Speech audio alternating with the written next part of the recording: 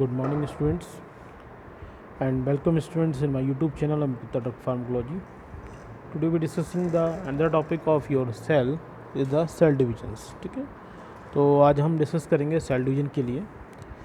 तो cell division basically होता क्या है, अगर हम रफली भाषा में समझें, क्योंकि एक सेल से जो दो सेल का फॉर्मेशन है, one cell is divide into the two daughter cells, is the process called cell divisions.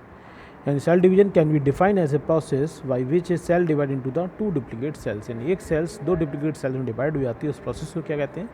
Cell division कहते हैं। अगर हम ह्यूमन बॉडी की बात करें, ह्यूमन बॉडी में बेसिकली दो टाइप से सेल डिवीजन होता है। There are two types of cell division. First one is the somatic cell division, second is the reproductive cell division. यानी सोमेटिक सेल डिवीजन यानी वो सेल डिवीजन जो normally हमारी सभी सेल में होता है, जिसको हम mitosis type of cell division बोलते हैं, जिसमें जो आपकी डॉटर सेल्स बनेगी वो आपकी ऐसे identical to the parent cell जैसे ही डॉटर सेल का फॉर्मेशन होता है। ठीक है, और रिप्रोडक्टिव सेल डिवीजन्स जो होता है वो बेसिकली आपका रिप्रोडक्टिव सेल्स के अंदर होता है, जो आपका स्पर्म है, ओवा है, उन सभी के अंदर फॉर्मेशन होगा, और ये मियोसिस प्रोसेस के थ्रू होता है। ठीक है, तो स्टार्ट करते हैं somatic cell division. In the process the cell undergo the nuclear divisions called mitosis and the cytoplasm division called cytokinesis to produce a two identical daughter cells। ठीक है, genetically identical cell daughter cells form होती हैं through the mitosis process और through the cytokinesis process. और जितनी most of the body cells divide by the mitosis to replace the damage, disease and burnout cell. जितनी हमारी body में जो replacement of the cell हो रहा है, जो डैमेजिंग सेल हुई उनका जो डैमेज सेल हुई उनकी जगह दूसरी सेल का फॉर्मेशन हो रहा है, जो ख़राब हुई बर्नआउट सेल्स हैं उनकी जो दूसरी सेल का फॉर्मेशन हो रहा है, ये सभी जितना फॉर्मेशन हमारी बॉडी में होता है वो किसके थ्रू होता है? सोमेटिक सेल डिवीजन से। Next is reproductive cell division. It is a kind of the two steps cell division. ये दो स्टेप सेल डिवीजन होते हैं, जिसमें म्यूसिस फर्स्ट होता है, म्यूसिस सेकंड होती है, और म्यूसिस के थ्रू उसमें सेल डिवीजन होता है। ये ओनली गोनेड के फॉर्मेशन के लिए होता है। रिप्रोडक्टिव सेल्स के फॉर्मेशन, गोनेड्स मतलब जैसे स्पर्म है, ओवा है, उनके फॉर्मेशन के लिए होता है। गैमेट्स, ओवा एंड स्पर्मेटोजोआ के फॉर्मेशन के लिए होता है रिप्रोडक्टिव सेल डिवीजन। ठीक है, और रिप्रोडक्टिव सेल डिवीजन एक चीज़ ये होती है कि इन this process the genetic material must not only duplicate but also reduce in the half of the daughter cells, so that the female eggs and sperms carry half of the genetic materials। यानी 46 chromosome में नहीं होते, 23 chromosomes present होते हैं। यानी कि जो आपका रिप्रोडक्टिव सेल डिवीजन है उसमें जो आपकी डॉटर सेल्स बनेंगी उसमें जो जेनेटिक मटेरियल होगा वो पेरेंट सेल से हाफ हो जाता है। यानी कि जो जैसे duplicate but also the half the daughter cell से जेनेटिक मटेरियल जस्ट हाफ हो जाएगा इसमें, जो so that the female egg और स्पर्म जो होते हैं उसमें जेनेटिक मटेरियल कितना होता है? हाफ होता है। लगभग 23 number of chromosome each cell में प्रेजेंट होते हैं। अब इसे हम डिटेल में देख लेते हैं, किसके लिए? सोमेटिक सेल डिवीजन के लिए। Somatic cell division basically 3 step cell division होता है। 3 स्टेप्स होते हैं सोमेटिक सेल डिवीजन में। पहला होता है इंटरफेस, दूसरा होता है माइटोसिस, तीसरा होता है साइटोकाइनेसिस। इंटरफेस यानी कि वो फेज जिसमें सेल डिवीजन के लिए प्रिपरेशन हो रही है। माइटोसिस यानी वो फेज़ जिसमें कि आपके एक न्यूक्लियस से दो न्यूक्लियस का फॉर्मेशन हो रहा है। और साइटोकाइनेसिस यानी कि वो फेज़ जिसमें कि एक सेल दूसरी सेल से डिवाइड हो रही है, अलग हो रही है by after the formation of the two nucleus.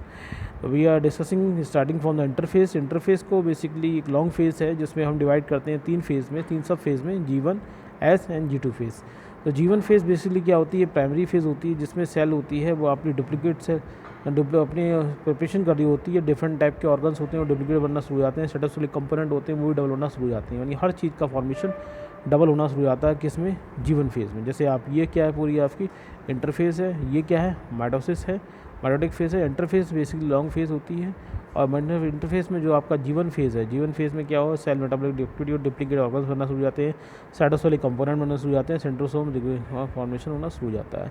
फिर उसके बाद आपकी एस फेज़ आती है। एस फेज़ में क्या होता है? जिसमें डीएनए का रेप्लिकेशन होना शुरू हो जाता है। और फिर लास्ट में आपकी होती है G2 फेज़ होती है। G2 फेज़ में वो सभी एंजाइम्स और हार्मोन्स और प्रोटीन की सिंथेसिस होती है जो कि रेप्लिकेशन की ज़रूरी होती है। यानी इनडायरेक्टली हम कह सकते हैं कि 3 interface divide into 3 phase. Interface को हम 3 फेज़ डिवाइड करते हैं, G1 phase, S phase, G2 phase. G1 phase में क्या हुआ कि सेल अपने डुप्लीकेट ऑर्गन का फॉर्मेशन करेगी, डुप्लीकेट साइटोप्लाज्मिक कंटेंट का फॉर्मेशन करेगी। एस फेज़ में क्या होता है? डीएनए का जनरेशन, रेप्लिकेशन ऑफ डीएनए होने लगता है। और आपके G2 फेज़ में क्या होता है? Growth of different type of enzymes and protein that are necessary for the cell divisions. ठीक है, तो एक तरह से आपका ये हो गया इंटरफेस। ठीक है, इंटरफेस समझ में आ गया होगा। इंटरफेस के बाद हम आते हैं नेक्स्ट प्रोसेस पे, द माइटोसिस।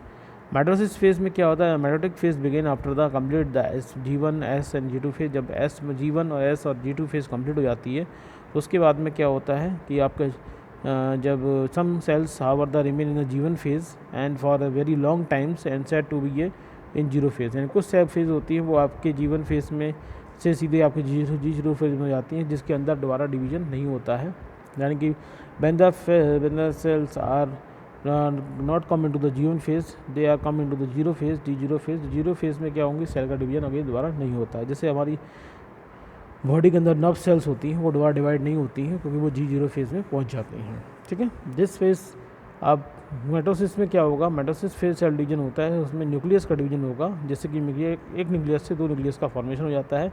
इन सभी माइटोसिस फेज को हम डिवाइड करते हैं 4 फेज में, prophase, metaphase, anaphase and telophase. तो प्रोफेज क्या होगा, मेटाफेज क्या होगा, इसको हम समझ लेते हैं। एक मिनट जस्ट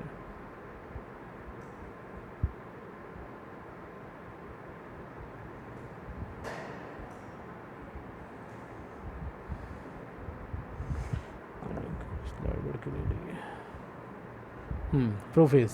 प्रोफेज में क्या हो, during the early prophase the chromatin fiber condense and sorted into the chromosomes that visual under the microscope. यानी अर्ली प्रोफेज में क्या होता है, जितने क्रोमेटिन फाइबर्स होते हैं, आपके जीन्स के मटेरियल्स होते हैं, वो सब कंडेंस हो जाते हैं और कंडेंस होने के बाद में क्रोमोसोम का फॉर्मेशन करते हैं, जो हमें आसानी से माइक्रोस्कोप के अंदर हमें दिख पाते हैं। तो माइक्रोस्कोप के अगर अल्ट्रा माइक्रोस्कोप के अंदर देखें तो प्रोफेज एक ऐसी कंडीशन है जिसमें क्रोमोसोम दिखते हैं। Each prophase chromosome consist a pair of identical strand called chromatid, यानी कि प्रोफेज में जो क्रोमोसोम होंगे वो 2 पेयर होते हैं। ये 2 पेयर में आइडेंटिकल 2 स्ट्रैंड के बने हुए होते हैं जिसे हम क्रोमेटिड कहते हैं। एक constrict reason called the centromere hold the chromatid pair, और 2 जो ऐसे आपका ये पेयर हैं जो ये क्या है, क्रोमेटिड है, और ये बीच में जो आपका एक ये रीजन है जो ये दिख रहा है, डेट इज़ द क्या होता है, ये सेंड का जो क्रोमेटिड एक दूसरे से जुड़े हुए होते हैं, पेयर कॉन्स्ट्रिक्ट रीजन जो होता है जिसको हम सेंट्रोमियर बोलते हैं, जो आपके 2 क्रोमेटिड को आपस में होल्ड करने का काम करते हैं। At the outside the each centromere is a protein complex known as a kinetochore, ठीक है। ये जो आउटसाइड होती है, जो सेंट्रोसोम के जो बाहर वाला मटेरियल जो होगा वो प्रोटीन का बना हुआ होता है, जिसे कीटोकोर बोलते हैं। Later in the prophase tubulin in the pericentriolar materials of the centrosomes start to form a mitotic spindle fibers. और प्रोफेज में क्या होगा, जो आपका ट्यूबुलिन प्रोटीन्स के जो सेंट्रोसोम्स होते हैं, सेंट्रोसोम सेंट्रोमियर डिफरेंट है, ध्यान रखना। सेंट्रोमियर क्या है, जो आपके क्रोमेटिड के बीच में प्रेजेंट है, और सेंट्रोसोम्स क्या होते हैं, बेसिकली जो ट्यूबुलिन प्रोटीन के बने होते हैं, जो कि आपके सेल डिवीजन के लिए रिस्पॉन्सिबल होते हैं, और सेंट्रोसोम से ही क्या हुआ माइटोटिक स्पिंडल फाइबर्स बनते हैं। A football shaped assembly of microtubules that attach the kinetochores, जो कि आपका कीटोकोर को अटैच करके एक पोल से दूसरे पोल की तरफ ले जाने का काम करते हैं। The mitotic spindle is responsible for the separation of chromatid into the opposite pole of the cells, जो मैंने बताया था, एक पोल से दूसरे पोल की तरफ ले जाने की कोशिश करते हैं। Then the nucleus disappear and the nuclear membrane break down, जिसके बाद में क्या होगा, इसी फेज में क्या होगी, न्यूक्लियर मेम्ब्रेन होती है वो आपकी डिसअपियर हो जाती है, ब्रेक डाउन हो जाती है, ठीक है। जैसे आप देख रहे हैं ये अर्ली प्रोफेज है, इसमें आपको न्यूक्लियर मेम्ब्रेन दिख रही है और साथ में क्रोमोसोम फॉर्म होना शुरू हो गए हैं। और ये आपके जो ग्रीन करके देख रहे हैं वो क्या है, आपके स्पिंडल फाइबर्स हैं, ये आपके कह सकते हैं सेंट्रोमियर हैं। सेंट्रोमियर से क्या होगा, स्पिंडल फाइबर्स में डेवलप होना शुरू हो जाते हैं। और जब लेट फेज, ये तो अर्ली फेज हो गई, लेट फेज में क्या होगा, इसकी जो न्यूक्लियर मेम्ब्रेन है वो डिसअपियर हो गई है, और जो आपका कीटोकोर जो बीच में पार्ट है, कीटोकोर से माइटोटिक स्पिंडल फाइबर्स होते हैं वो आपके जुड़ जाते हैं और माइक्रोट्यूब्यूल्स के थ्रू, और ये एक पोल से दूसरी पोल की तरफ जाना शुरू हो जाते हैं, ठीक है। नेक्स्ट है metaphase. During the metaphase the microtubules of the mitotic spindle align the centromeres of the chromatid pair and exit the centre of the mitotic spindles. यानी मेटाफेज में क्या होगा, जो माइक्रोट्यूब्यूल्स माइटोटिक स्पिंडल फाइबर्स हैं वो centromeres जो chromatid के होते हैं उसे एक लाइन में लेके आते हैं, जो कि मिड ऑफ द सेल में प्रेजेंट होता है, exit the centre of the mitotic spindles. तो इस फेज को क्या बोलते हैं, मेटाफेज लेट भी बोल जाता है। Next is the anaphase. Anaphase में क्या हुआ, during the anaphase the centromere split the two membrane of each chromatid pair and which move toward the opposite pole of the cells. जैसे आप देख रहे हैं तो ये मेटाफेज है, जिसमें आपके बीच में आते हैं तीनों चीज़ें, माइटोटिक स्पिंडल से मेटाफेज प्लेट में, यानी कि जितने भी आपके क्रोमेटिड फाइबर्स हैं स्पिंडल फाइबर्स के through mid of the plate में पहुंच जाते हैं। जबकि एनाफेज में क्या होगा कि जो आपके क्रोमेटिड हैं वो आपका ब्रेकडाउन हो जाएंगे सेंट्रोमियर्स कीटोकोर होते हैं, ब्रेकडाउन हो जाते हैं और अपोजिट पोल की तरफ वो आपके मूव करना शुरू कर देते हैं। जैसे यहाँ पर ब्रेकडाउन हो गए और अपोजिट पोल में होना शुरू हो गए। अर्ली फेज़ में क्या थे, ये अलग होना शुरू हुए, और लेट फेज़ में क्या होते हैं, अपोजिट पोल पे पहुंच जाते हैं। अर्ली फेज़ में होना शुरू हुए और लेट फेज़ में अपोजिट पोल पर पहुंच जाएंगे। ठीक है। And last phase is the telophase, the final stage of the mitosis. Telophase, mitosis, telophase last phase होती है। Begin after the chromosome move stop, जब तक क्रोमोसोम का मूवमेंट जो पोल की तरफ होता है वो स्टॉप हो जाता है, उसके बाद भी ये स्टार्ट होती है। This identical set of chromosome now at opposite pole of the cells. अभी identical cells of the chromosome होंगे वो आपके अपोजिट सेल के अपोजिट पोल की तरफ प्रेजेंट होते हैं। अनकॉइल्ड होंगे, revert to thread like chromatid form होते हैं। और इसके बाद में क्या होगा कि nuclear angular form around the each chromatin, और ईच क्रोमेटिन जो फाइबर्स होते हैं चारों तरफ न्यूक्लियर मेम्ब्रेन बनना शुरू हो जाती है, किसमें, टीलोफेज के अंदर। And nuclei reappear in identical nuclei and nucleotic spindle breakup. यानी इस पेज में क्या होगा, तीन चीज़ें होंगी। पहले तो जब आपके क्रोमोसोम एक पोल भी दूसरे पोल की तरफ पहुंच जाते हैं, उसके बाद में क्या होगा, वो जो क्रोमेटिड जो है उसके चारों तरफ एक मेम्ब्रेन का डेवलपमेंट हो जाता है, न्यूक्लियर मेम्ब्रेन डेवलप होना शुरू हो जाती है। ठीक है। इसके अलावा न्यूक्लियाई भी जो होती है वो भी रीअपियर हो जाती है न्यूक्लियस के अंदर।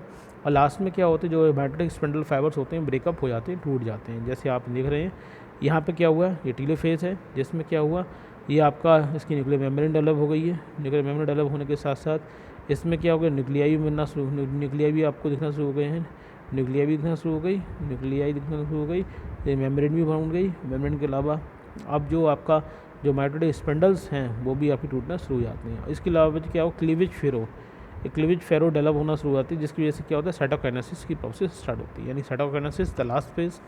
इसमें क्या होगा, the division of the cell cytoplasm organ into the two identical cell is called cytokinesis. यानी कि दो सेल का आप जो साइटोप्लाज्म है ऑर्गन का दो सेलों में डिवाइड होने की प्रोसेस जो होती है वो क्या है, साइटोकाइनेसिस है। The process usually begin in the late anaphase and the formation of the cleavage furrow का जो फॉर्मेशन हो रहा है, ये इस तरह का फॉर्मेशन हो रहा है, उससे फॉर्मेशन ये प्रोसेस स्टार्ट हो जाएगी। कहाँ से, लेट फेज ऑफ एनाफेज से। And the slightly identical of the plasma membranes, और कुछ स्लाइटली आइडेंटिकल प्लाज्मा मेम्ब्रेन आपकी डिसअपियर होना शुरू हो जाती हैं। And is complete after telophase की लास्ट में आता है तो ये कंप्लीट हो जाता है। तो ये प्रोसेस हो गया आपका कौन सा, सोमैटिक सेल डिवीजन। तो कहाँ से स्टार्ट किया था हमने सोमैटिक सेल डिवीजन। बेसिकली हमने बताया था तीन फेज होती हैं, इंटरफेस, माइटोसिस, साइटोकाइनेसिस। इंटरफेस में बेसिकली प्रिपरेशन हो रही, तैयारी हो रही है किसी सेल डिवीजन की, जिसमें डिवाइड किया तीन फेज में, G1, S and G2 phase. G1 phase में मैंने बताया था आपके ऑर्गन डबल हो रहे हैं, साइटोप्लाज्म डबल हो रहा है। जो S फेज़ में क्या बताया था, DNA का डबल हो रहे हैं। और G2 फेज़ में क्या होता है, तो एंजाइम जो प्रोटीन जो रिक्वायर होते हैं सेल डिवीजन के लिए वो बनना शुरू हो जाते हैं। इसके अलावा माइटोसिस में क्या होंगे, एक न्यूक्लियस से दो न्यूक्लियस का फॉर्मेशन होता है by the 4 steps, prophase, metaphase, anaphase, telophase. Prophase में क्या होंगे, जेनेटिक मटेरियल कंडेंस हो जाते हैं, माइक्रोस्कोप दिखने लगते हैं। और प्रोफेज में क्या होगा, प्रोफेज में पहले जेनेटिक मटेरियल कंडेंस हो जाएगा, जिससे क्रोमोसोम दिखना शुरू हो जाते हैं। इसके अलावा जो आपका स्पिंडल फाइबर बनना शुरू हो जाएंगे और न्यूक्लियर मेम्ब्रेन डिसअपियर हो जाएगी लास्ट फेज ऑफ प्रोफेज में।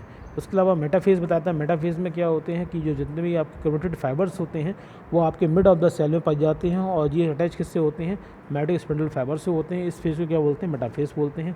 फिर बताता है एनाफेज में क्या होंगे, जो आपके इस क्रोमेटिड फाइबर्स हैं वो ब्रेकडाउन हो जाते हैं दो क्रोमेटिड फाइबर्स में, one chromatid fiber breakdown, two chromatid fiber, एक दो में ब्रेकडाउन होगा, एक होगा वो अपोजिट पोल की तरफ, एक होगा दूसरे अपोजिट पोल की तरफ मूव करना शुरू कर देता है with the help of meiotic spindles fiber से, और ये अपोजिट पोल की तरफ जाना शुरू हो जाते हैं। जैसे इसमें क्या हुआ, जाना शुरू हुए, और लास्ट फेज में एनाफेज में ये अपोजिट पोल पर पहुंच जाते हैं। या फिर टीलोफेज में क्या होता है, टीलोफेज में जब आपके क्रोमेटिड फाइबर्स अपोजिट पोल पर पहुंच जाते हैं, उसके बाद में क्या हो, न्यूक्लियर मेम्ब्रेन डेवलप होना शुरू हो जाती है। और न्यूक्लियर मेम्ब्रेन जैसे डेवलप होती है उसके साथ ही क्या होंगे, दो न्यूक्लियस फॉर्म हो जाएंगे, और साथ में इसमें न्यूक्लियाई भी प्रेजेंट हो जाएगी, और जो स्पिंडल फाइबर्स जो बने हुए थे उनका ब्रेकडाउन होना शुरू हो जाता है इन द टीलोफेज। और टीलोफेज के बाद जो लास्ट प्रोसेस होती है वो आपकी साइटोकाइनेसिस होती है। साइटोकाइनेसिस में बेसिकली क्या होगा कि इसमें आपका साइटोप्लाज्म और सेल कंपोनेंट का डिवीजन होगा टू सेल्स के अंदर बाय द फॉर्मेशन ऑफ आपका क्लीवेज फेरो। ठीक है, तो ये हो गया आपका कौन सा, सोमैटिक सेल डिवीजन। अब बात करते हैं किसकी, रिप्रोडक्टिव सेल डिवीजन की। रिप्रोडक्टिव सेल डिवीजन मैंने आपको पहले बताया था, this is the meiosis type of cell divisions. तो मियोसिस जो टाइप का होता है, रिप्रोडक्टिव सेल डिवीजन जो occur in the gonads, ovary and testicles cells में होगा, जिसमें स्पर्मा ओवा जो बनते हैं वो आपके हैप्लॉइड टाइप सेल होती है, जिसमें जेनेटिक मटेरियल कितना होता है, हाफ होता है, यानी 46 नंबर ऑफ क्रोमोसोम की जगह कितने हो जाएंगे, 23 नंबर ऑफ क्रोमोसोम हो जाते हैं। Produce gametes in their number of chromosome reduce दिया बाई द हाफ, यानी कि as result gametes contain only set a of 23 chromosome, then the haploid cell का फॉर्मेशन हो जाता है। Unlike the mitosis which is complete after the single round and meiosis occur in the 2 successive stage. जैसे कि हमने देखा था mitosis के अंदर एक सिंगल राउंड था, एक सिंगल साइकिल थी जिससे कि कंप्लीट हो जाती है।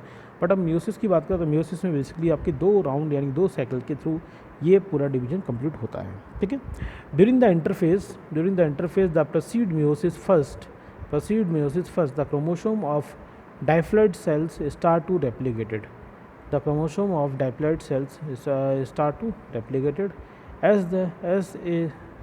during the interphase, the preceding meiosis first, the chromosome of the diploid cell start to replicate. As the result of replication, each of the chromosome consists of 2 sisters, genetically identical chromatids, and which are attract to their centrosomes. ठीक है, यानी कि इसमें क्या होता है, जो meiosis during the interface that proceed meiosis first के बाद में जो इंटरफेस होती है, छोटी सी देर की इंटरफेस, उस इंटरफेस में क्या होगा, जो मियोसिस फर्स्ट कंप्लीट होने के बाद जो क्रोमोसोम बनेंगे उनका डिवीजन होता है, यानी कि वो आपके 2 डाइप्लॉइड जो सेल्स होती हैं, क्रोमोसोम और diploid cell start to replicated.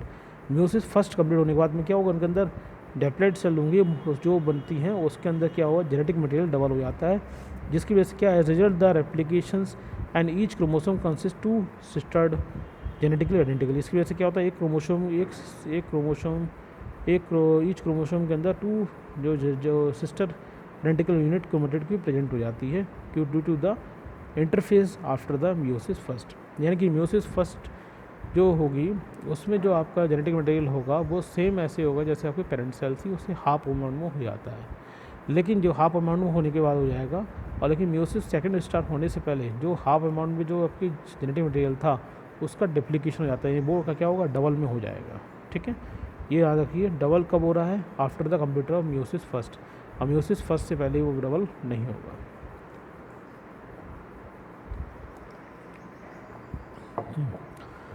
The replication of chromosome is similar to that one of the proceed meiosis is a somatic cell division. यानी कि जो रेप्लिकेशन क्रोमोसोम का हो रहा है जो सेकेंड मियोसिस सेकेंड में, वो आपका सेम होता है ऐसे सोमेटिक सेल डिवीजन की तरह। जैसे आप देखें यहाँ पर, तो प्रोफेज फर्स्ट है,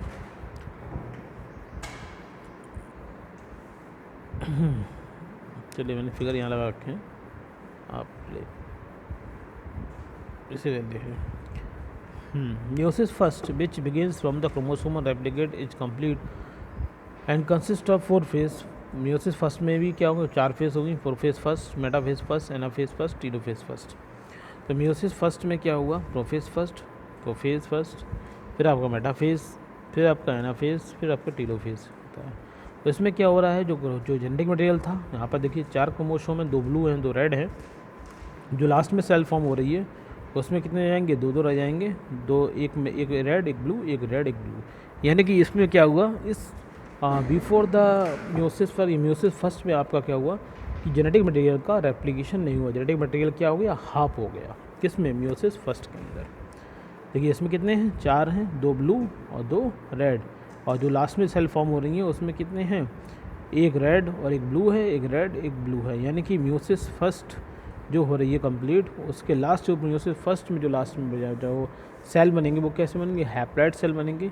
और जो जेनेटिक मटेरियल होगा वो आपके पेरेंट सेल से जस्ट क्या होगा, हाफ होगा। यानी कि जो जेनेटिक मटेरियल क्या होगा वो उसमें रेप्लिकेशन नहीं होता है। अब आते हैं मियोसिस सेकेंड में। Meiosis second, the second stage of meiosis second is also consist of 4 phase. ये भी 4 फेज से कंसिस्ट होती है, prophase second, metaphase second, anaphase second, telophase second. These phases are similar to those occurring during the mitosis, and the centrosome is split and the sister chromosome separated and move toward the opposite pole of the cells। ये कुछ same उसी तरह होगी जैसे कि आपका mitosis में होता है, लेकिन यहाँ पर मैंने आपको बताया था कि मियोसिस फर्स्ट और मियोसिस सेकेंड के बीच में जो इंटरफेस थोड़ी देर के लिए होती है उसमें क्या होगा, जेनेटिक मटेरियल जो होगा वो आपका डबल हो जाता है। और डबल हो जाने की वजह से क्या होंगे, सेल वो जैसी हैप्लॉइड थी वैसी 2 हैप्लॉइड सेल का फॉर्मेशन हो जाता है, ठीक है। In summary the meiosis first begin the diploid starting cells and end of the 2 cells and each cell are haploid number of the chromosome. यानी म्यूसिस फर्स्ट के बाद जो नंबर ऑफ सेल बनेंगे वो कैसे होंगे, हैप्लॉइड नंबर ऑफ क्रोमोसोम बनेंगे। During the meiosis second each of the 2 haploid cells form during the mitosis first divide and the net result of 4 haploid gametes that are genetically different from the original diploid starting cells. यानी last में जो cell बनेंगी meiosis second के बाद में उसमें क्या होंगे, 4 सेल बनेंगे और 4 सेल में क्या होंगे, हाफ जेनेटिक मटेरियल होगा, यानी कि हैप्लॉइड सेल का फॉर्मेशन होता है। यानी इसमें प्रोफेस सेकंड में क्या हुआ, जैसे आपके 2 थी, यहाँ पर भी 2 थी, यहाँ क्या हुआ, इसका डिवीजन होना शुरू हो गया। आप देख रहे हैं डिवीजन होगा तो 2 ब्लू 2 रेड बनेंगे और लास्ट में जो सेल बन रही है उसमें क्या बनेगा, 1 ब्लू 1 रेड 1 ब्लू 1 रेड, इस तरह से आपके हैप्लॉइड सेल का फॉर्मेशन हो जाता है, ठीक है। ये कंप्लीट हुआ आपका क्या, म्यूसिस सेकेंड, ठीक है। In this process the genetic material must not only the duplicated but also reduce in half of the daughter cells so that the female egg and sperm carry half of the genetic materials. यानी इस process में जो genetic material होता है must not only the duplicate तो होता है, duplicate तो होता है बट उसके अलावा क्या होगा, हाफ हो जाएगा डॉटर सेल के लास्ट में, ठीक है। तो ये कंप्लीट होगा आपका क्या, सेल डिविजन्स, ठीक है। वीडियो पसंद आया हो तो लाइक ज़रूर कीजिएगा, अगर कुछ क्वेश्चंस क्वेरी हो तो कमेंट बॉक्स ज़रूर पूछिएगा। अगर आपको लगता है कि वीडियो किसी को शेयर करने लायक है तो उसे ज़रूर शेयर कीजिएगा। नेक्स्ट लेक्चर मिलेंगे नेक्स्ट वीडियो के साथ में, तब तक के लिए थैंक यू।